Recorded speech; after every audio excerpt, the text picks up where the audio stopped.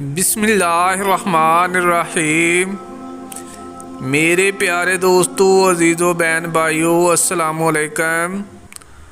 درود پاک پڑھیں، چلتے ہیں حدیث مبارک کی طرف۔ یہ حدیث مبارک بخاری شریف کی روایت ہے جو میں آپ لوگوں کے سامنے بیان کر رہا ہوں۔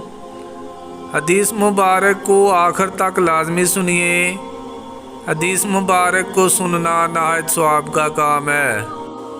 رسول اللہ صلی اللہ علیہ وآلہ وسلم جب جنگ خندق سے فارغ ہو کر واپس ہوئے تو ہتھیار رکھ کر غسل کرنا چاہا تو جبرائیل علیہ السلام آئے۔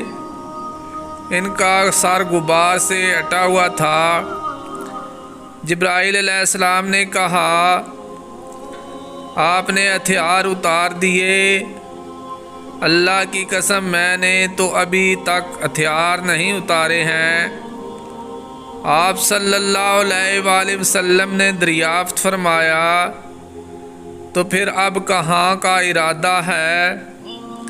تو انہوں نے فرمایا، ادھر اور بنو قریظہ کی طرف اشارہ کیا۔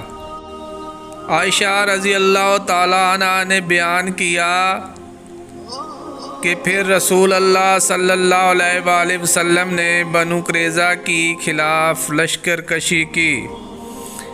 میرے پیارے دوستو، اگر آپ حدیث مبارک سننا پسند کرتے ہیں تو اس طرح کی مزید حدیث کے لیے چینل کو سبسکرائب کر لیں۔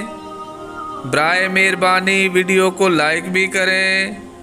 اجازت دیں، ملتے ہیں پھر ایک نئی حدیث کے ساتھ۔